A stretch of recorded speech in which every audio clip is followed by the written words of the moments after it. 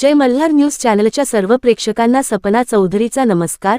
राज्याचे उपमुख्यमंत्री अजित पवार यांचा विमान अपघातात दुर्दैवी मृत्यू झाल्याची खळबळजनक घटना, राज्यासह नंदुरबार जिल्ह्यावर शोककळा। राज्यातील राजकारणातील सर्वात मोठी बातमी राष्ट्रवादी काँग्रेस पक्षाचे पक्षाध्यक्ष राज्याचे उपमुख्यमंत्री अजित पवार यांच्या विमानाला अपघात होऊन उपमुख्यमंत्री अजित पवारांसह 6 जणांचा दुर्दैवी मृत्यू झाल्याची खळबळजनक घटना बारामती येथे विमान अपघातात झाली असल्याची माहिती अधिकृत सूत्रांकडून प्राप्त झाली आहे। यामुळे राजकीय वातावरण पूर्णपणे ढवळून निघाले आहे।